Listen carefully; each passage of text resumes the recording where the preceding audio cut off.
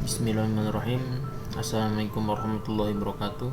Perkenalkan, nama saya Muhammad Faisal Hafiz dengan NIM 415190101161. Pada pertemuan kali ini saya akan menjelaskan tentang layanan cloud pada mata kuliah pengantar cloud computing.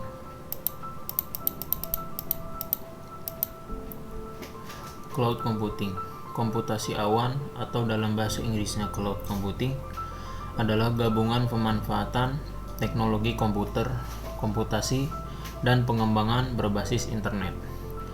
Awan cloud adalah metafora dari internet. Sebagaimana awan yang sering digambarkan di diagram jaringan komputer, sebagaimana awan dalam diagram jaringan komputer tersebut, awan atau cloud dalam cloud computing juga merupakan abstraksi dari infrastruktur kompleks yang disembunyikannya. Ia adalah suatu metode komputasi di mana kapabilitas terkait teknologi informasi disajikan sebagai suatu layanan, sehingga pengguna dapat mengakses lewat internet tanpa mengetahui apa yang ada di dalamnya, ahli dengannya, atau memiliki kendali terhadap infrastruktur teknologi yang membantunya. Cloud computing merupakan sebuah teknologi yang menjadikan internet sebagai pusat server untuk mengelola data dan juga aplikasi pengguna. Cloud computing memudahkan penggunanya untuk menjalankan program tanpa harus menginstal aplikasi terlebih dahulu dan memudahkan pengguna untuk mengakses data dan informasi melalui internet. Jenis-jenis layanan cloud computing, ada 3 jenis layanan cloud yang biasa paling sering digunakan oleh user. Berikut ini adalah layanan-layanan yang digunakan oleh provider penyedia cloud computing. Yang pertama ialah software as a service, yang kedua platform as a service, yang ketiga infrastruktur as a service. Software as a service merupakan layanan cloud yang lebih dulu populer karena software as a service merupakan evolusi dari konsep ASP atau Application Service Provider. Sesuai dengan namanya, SaaS memberikan kemudahan bagi para pengguna untuk dapat memanfaatkan sumber daya perangkat lunak dengan cara berlangganan, sehingga user tidak perlu mengeluarkan investasi lain, baik untuk in-house deployment maupun hal pembelian lisensi sebuah software. Dengan cara berlangganan, pengguna dapat langsung menggunakan berbagai fitur yang disediakan oleh penyedia layanan.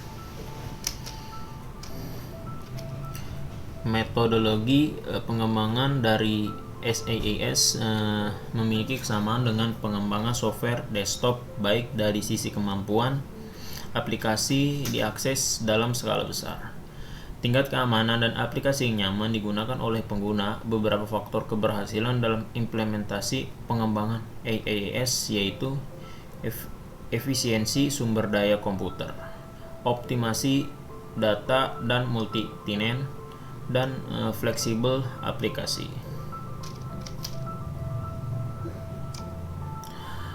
Kata-kata software yang merujuk kepada perangkat lunak suatu sistem, di mana perangkat lunak pada umumnya memiliki beragam karakteristik.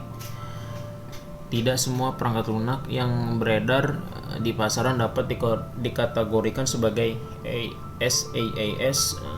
Ada beberapa karakteristik yang harus terpenuhi.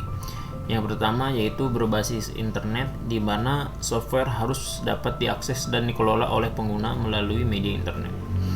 Yang kedua, software bersifat terpusat atau tersentral, sehingga memungkinkan pengguna untuk mengakses dari mana dan kapan saja. Yang ketiga, memiliki fasilitas untuk mengupdate atau mengupgrade secara terpusat, sehingga pengguna tidak perlu download patch atau upgrade di masing-masing komputer.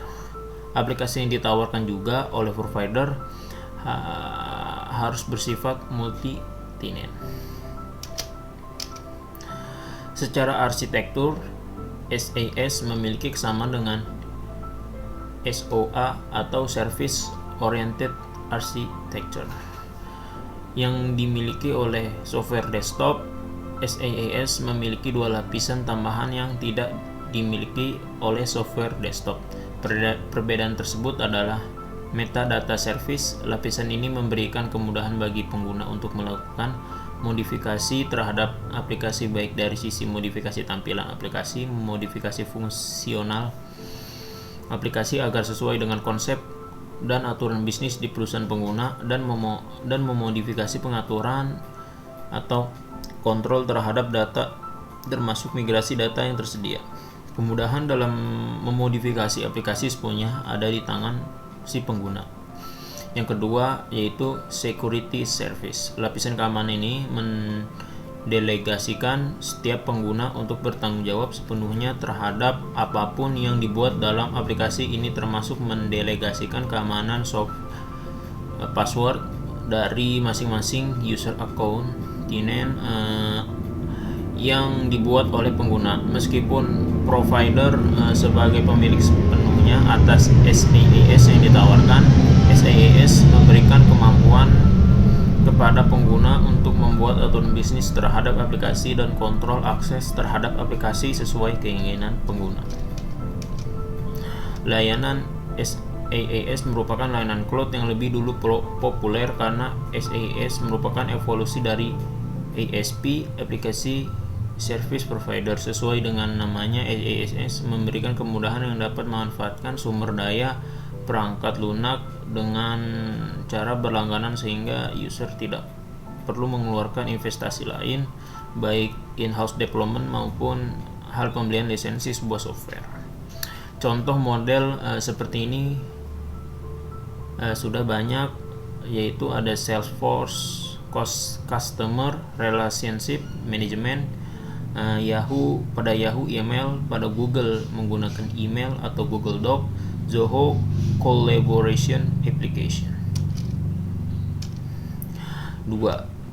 Platform as a Service. Layanan cloud yang berbasis Platform as a Service atau yang disingkat PaaS merupakan layanan dari cloud provider yang menyediakan platform siap pakai ready to use kepada penggunanya. Provider penyedia layanan cloud bertanggung jawab untuk membuat platform dengan sistem yang stabil, handal, dan dapat beroperasi dengan sempurna.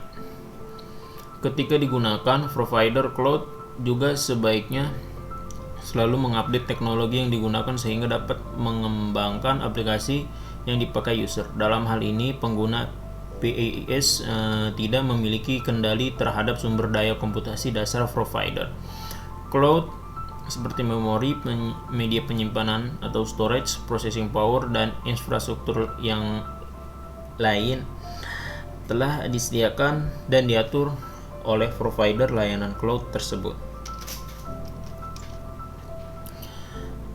Keuntungan dari platform as a service bagi pengembang dapat fokus pada aplikasi yang sedang dikembangkan tanpa harus memikirkan rumah untuk aplikasi tersebut, dikarenakan hal tersebut sudah menjadi tanggung jawab cloud provider. Platform as a service pada umumnya memiliki fitur sebagai berikut: development tools berbasis browser internet, skalabilitas, akses kontrol, security, dan web service tersedia. Integrasi yang mudah dengan aplikasi lain selama pada platform yang sama. Tersedia konektor untuk terhubung dengan sistem lain di luar komputasi cloud. Infrastructure as a service. Infrastruktur as a service merupakan sebuah layanan cloud yang menyewakan sumber daya teknologi mendasar yang meliputi media, penyimpanan storage, processing power, memori, sistem operasi, kapasitas jaringan, dan lain-lain yang dapat digunakan oleh penyewa untuk menjalankan aplikasi yang dimilikinya. Jika dianalogikan, perumpamaan infrastruktur as a service ini mirip dengan penyedia layanan data center yang menyewakan rak, server, atau colocation. Akan tetapi AaaS lebih berfokus ke level mikronya. Sebagian besar pengguna layanan AaaS tidak mengetahui bagaimana atau teknologi apa yang digunakan oleh provider. Namun harus ada jaminan bahwa sistem berjalan dengan aman, lancar, stabil, beroperasi penuh, dan tidak ada kendala. Keuntungan dari infrastruktur as a service adalah kita tidak perlu membeli komputer fisik yang konfigurasi komputer virtual tersebut dapat diubah dengan mudah. Sebagai contoh, saat komputer virtual tersebut sudah kelebihan beban, kita bisa tambahkan CPU, RAM, storage, dan lain-lain dengan segera. AaaS umumnya memiliki fitur memiliki pilihan virtual machine yang beragam, baik yang sama sekali kosong, memiliki OS pre-installed, bahkan telah memiliki beberapa Office productivity tools terinstall. B. Kemampuan untuk meningkatkan atau menurunkan kemampuan computing baik secara manual ataupun otomatis optimization. C. Terdapat tools untuk memproses banyak data ataupun memproses aplikasi dengan perhitungan yang rumit. D. Dapat menyimpan data pada beberapa lokasi geografis fisik, memudahkan download.